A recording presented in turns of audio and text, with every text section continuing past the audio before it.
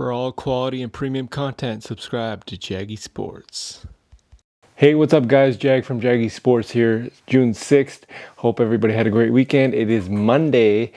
Before I get into this and show you this funny clip, we're not going to talk about Quinn Snyder leaving Utah. We're not going to talk about DeAndre Ayton, not returning to Phoenix, most likely going to San Antonio, Portland, or Detroit. We are not going to talk about Rasheed Wallace joining Darvin Ham as his coaching staff as a member of the Los Angeles Lakers. We're not going to talk about that. I'm going to show you this funny clip. Jaylen Brown just basically said, Draymond Green tried to pull my pants down. I saw this morning and I just burst out laughing. Check this clip out.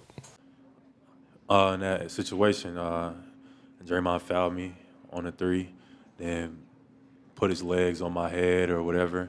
I tried to get up, but that's what they're going to do. That's what he's going to do. He's going to try to muck the game up, try to raise their level of intensity. We got to raise ours. I felt like they got away with a lot tonight, but we got to come ready to play, come ready to meet that physicality on both ends. On the left side, back row, Joe Varden. Hey, Jalen. Joe Varden from The Athletic.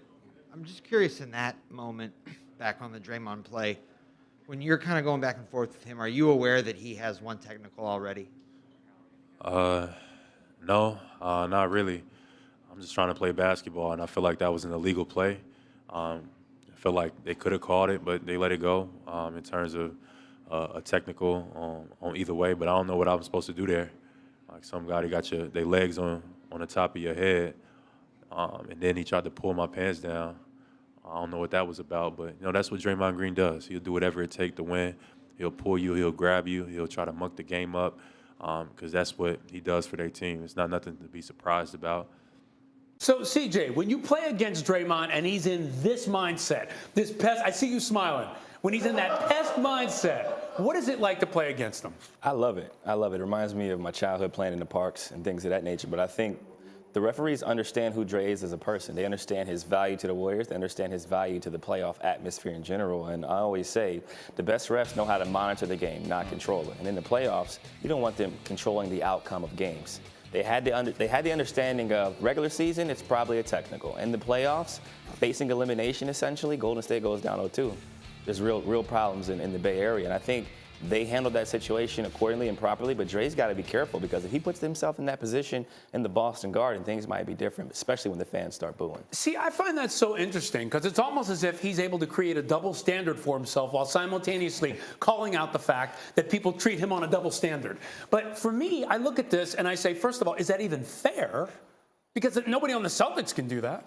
No, he's one of one, and he's CJ brought up the reputation. I think the reputation is important, and referees talk before every game. All right, these two guys have a history together. This guy is going to talk to us. This guy's going to react to us. We have to be measured in everything we do, and I really don't have a problem with the refs looking at this case by case on an individual basis rather than just having some standard protocol. You have to at least acknowledge the moment and how important Game 2 of the finals is. And the only thing that he really did to me on that play was the extra sort of leg movement to gently lay both legs on his head and shoulder. That was the extra. That was the extra. You know what that does, man? That sets a tone for how he expects his team to play in a game of that magnitude. And it almost felt like you didn't see Boston match that. You saw them get a little bit lost into that exchange instead of matching that energy. Okay, so CJ, are the Celtics in trouble if Draymond continues to play like that and take advantage of this, let's call it, system? Are the Celtics in trouble? I don't think the Celtics are in trouble. They did what they were supposed to do. They went in and stole game one. No idea how they won that game down 14 going into fourth quarter. They're good. They only had to win once on the road. And to be honest with you, the entire playoffs, they've been better on the road than they have been at home. So I think they have to change their mindset. I don't know if it's sleeping in your own bed. I don't know if it's the comfort of driving your car to work or whatever the case may be for them. But they got to tighten up at home because they really have a chance to get rid of these Warriors. But I'm saying even in the pest mode, though, Draymond in this key pest agitator mode, They don't have anybody like that. Smart. That can get. So I'm saying, does that put the Celtics in a tough spot? Smart is physical. Okay. Defensive player of the year. He's going to get into him. He's the one that's going to respond. Obviously, you got Grant Williams, you got those guys. But Tatum and Brown, they got to keep their cool. They're too valuable to the franchise to be involved in the riffraff. But Smart's the one who's going to pick it up, especially considering how he was in foul trouble in Game 2, and he didn't really play like his normal self. JJ, I'm curious, what supporting cast do you think will come through when it's all said and done? Because sometimes I watch Golden State, I'm like, and I look at Boston, even though they didn't play well last night, I feel like the athleticism and how they play gives them an edge when it's all said and done with that supporting cast. You're talking about guys like Marcus Smart and Derek White, Robert Williams, Al Horford. Yeah, I think ultimately the Celtics win the series, and I do think it's going to rest on that supporting cast. And defensively, they're giving Klay Thompson problems. Jordan Poole really struggled in Game 1, and even though he had a big third quarter last night, he didn't have a great shooting night. Ultimately, and by the way, those guys that I just mentioned for the Celtics, they were awful last night. I think they combined for like 16 points. They did not have a good game. You mentioned Marcus Smart being in foul trouble, 1 for 6 last night. Ultimately, it's going to be the supporting cast, I do believe, that's going to decide this series. I think the Boston has the advantage there. 2 points for Smart, 2 points for Horford. That cannot continue if they're going to win this series. So, Jay, Will, who do you think has control of this series at this point? I mean, I would agree with JJ. I have to get the slight edge going back to Boston, even though they haven't played well at home. Klay Thompson, being 4 of 19 last night. Look, I've always said this about Klay. Like, I think Klay coming back off his injuries has been phenomenal, right? But there still feels like there is a little bit of a pop or a burst that I don't see that was the old Klay. And I think the younger wings of Boston kind of bring that out, and they showcase that. They're going to need him to be significant, but I'd probably get the slight edge to Boston now going back home. Okay, the Warriors are hearing that. I'm sure Draymond is hearing that and saying, okay, you give them that edge. We'll see what happens in Game 3. I'm not playing.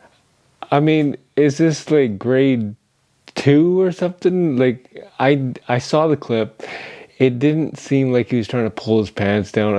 I thought he was just trying to get up or something. I have no idea what the hell happened, but to pull somebody's pants down, I don't know. I just thought it was super funny. Celtics lost last night in about, I think it was like something 20 points. I'm not 100% sure. But they lost last night. Golden State tied the series 1 apiece, going back to Boston, shipping up to Boston. Shout out to Dropkick Murphys. And now Boston can actually do what Boston does. However, like Stephen A. Smith was saying, Boston sometimes struggles at home. Do you agree? I don't 100% buy that. This series can go either way. I'm not backing down from Boston's elite defense. It's just, like look what they're doing to Klay Thompson, okay? Steph Curry had 29 points. Klay Thompson, I think he had 11 points. He's 4 for 19. They are smothering him like piranhas. And Klay just can't get any separation to become that spot up shooter that he is, and I think he's just tired. They're forcing him to run. It's just Boston's defense. You got to hand it out to Boston's defense. They're going crazy. So check this clip out for First Take. Again, it's in Boston. It's Game 3 on Wednesday. You tell me who's gonna win this series, but really, who's going to win Game 3? It's in Boston, the Celtics in the Garden, and it's going to be rocking. Tell me what you think. Leave a comment in the comment section. This is Jag from Jaggy Sports. With a 107-88 win over the Celtics, Steph Curry scored 29 points. He held it down and then some, and so did Draymond on defense. Take a listen. I think everybody played with more force. It wasn't just me on Jaylen Brown. It was across the board. If I just pick up my force and no one else does, it doesn't work. So that's a total team effort. Guys being ready to help when help is needed, and guys taking on the challenge at the point of attack. So, yes, I wanted to come out and be more aggressive on that side, and I think I did a good job of that. But that's a full team effort. It doesn't just work because of one guy. Our offense is always a lot of Steph. It all starts with Steph. Whether, when KD was here, our offense still started with Steph. And, that's the way it's going to be. The Warriors in the third quarter, dangerous. Had their best quarter in NBA Finals history last night, and it happened in the third again, outscoring Boston by 21 points and doubled up the season shooting percentage. Curry had 14. He scored as many points as the Celtics did. S.A., I'll start with you. Do you think too much is being put on Steph Curry's shoulders right now? Offensively, I do think that is the case. It was nice to see Jordan Poole get his game going, no doubt about that. But Klay Thompson shooting 4 of 19 from the field, I don't like that at all. I think we got to pay attention to the fact that this is who they're going against. They're going against an elite defensive team that has some offensive firepower of its own. This game was a 2-point game going into the third quarter. We understand, and somehow inexplicably, the Boston Celtics continue to struggle in the third quarter, which is the one blemish on the otherwise illustrious performance of Coach Ime Udoka this season. But nevertheless, when you take into consideration what Steph Curry is being asked to do, yeah, you got him last night. You couldn't close the deal in game one. This series is tied 1-1 going back to Boston. When I think about the Golden State Warriors winning this series in 7 games, which I picked them to do, I'm thinking about the fact that both Jordan Poole and Steph Curry, or Klay Thompson and Steph Curry, get it going. It can't be Steph Curry and such a huge discrepancy between Curry and the rest of the guys in order on the offensive end of the floor in order to win this series. I think you're going to need at least one other individual to step up in order to win 4 games in this particular series. Stephen A., we've talked about this all the time with the great Warriors teams and how their role players star in their roles. And I thought in Game 1, Otto Porter Jr. was great. Iggy had a couple of nice moments. Kevon Looney has been great on the offensive boards. Jordan Poole, of course, with a nice Game 2 bounce-back game. But the idea that too much is being put on Steph Curry, I disagree with that, just because we are talking about one of the top 10 or 12 best players in the world ever. We're talking about a guy who's on his 2nd or 3rd max contract. This is who he is. The Warriors system is Steph Curry. Steph Curry is their system. And so much that happens on offense for them is based upon him in pick and rolls, his movement off the ball. They got a couple layups just on miscommunication last night because they were so concerned with Steph Curry. Going forward in this series, the adjustment the Celtics are going to have to choose about, have to make a decision on is how they're guarding Steph Curry in pick and rolls. They primarily played drop coverage.